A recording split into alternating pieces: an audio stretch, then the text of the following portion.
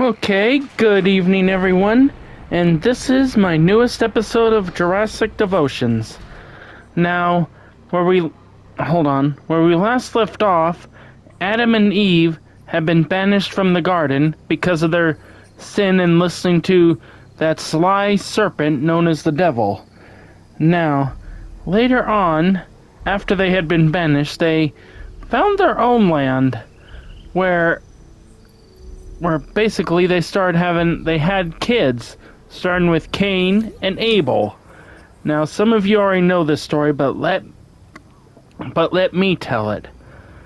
Okay, so after they had Cain and Abel, they said, with the help of the Lord, I have brought forth a man, and later she gave birth to Abel, the brother.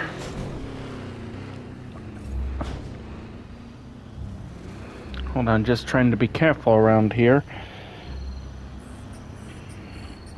And it was decided in their teenage years that they would start giving sacrifices and stuff to show their dedication to the Lord. Now, Abel, he basically followed the instructions. He actually Ladies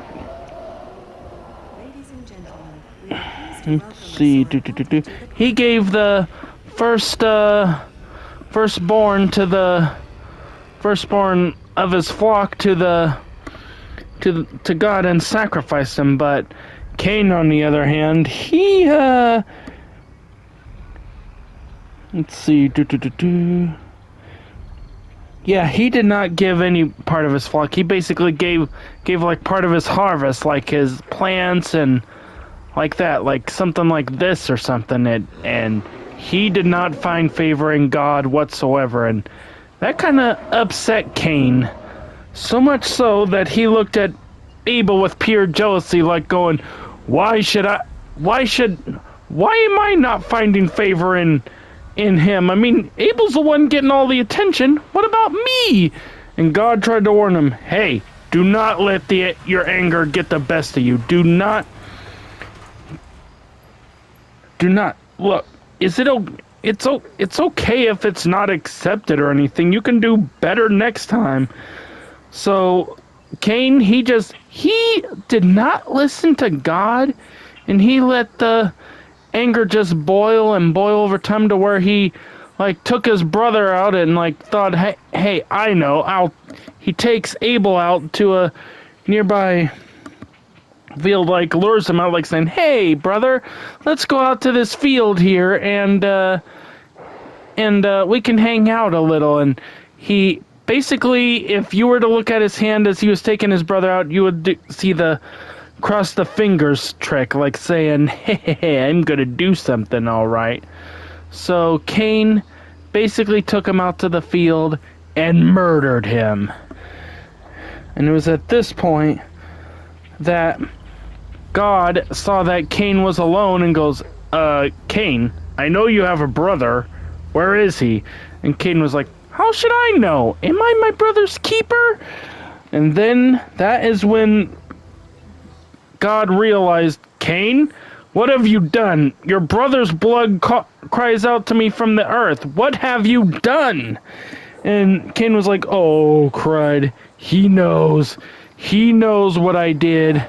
He knows.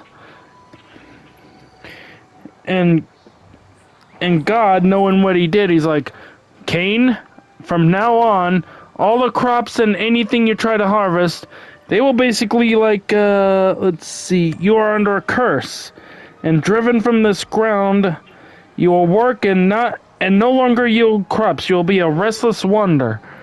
Kind of like what happened with these two Giganotosauruses here.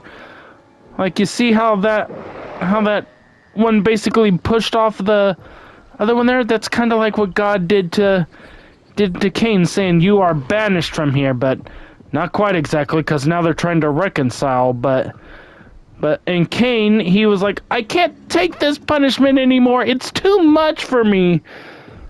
So then God put another curse that said, if anyone tries to kill you, he will suffer vengeance 7 times over.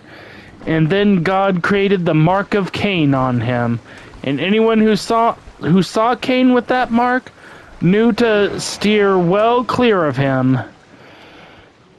And later Cain found a new wife, and they had a son named Enoch. And let's see, and basically it's going through all the descendants of Cain, and now we get to another redeeming part, that since the loss of Abel, Adam and Eve have been feeling a little, depressed and everything. But all was not lost, because Adam and Eve, they had another son. This one, they named Seth. And as Eve said, God has granted me another child in place of Abel, since Cain killed him. And Seth also had kids also, one named Enosh. And around that time, men begin to call on God more. And in the next chapter, we will learn what happens later on when people start to forget God, and basically they start turning away from God, and what will happen later on when God judges the world for their wickedness. Until next time, bye-bye. You spoke a word, life began.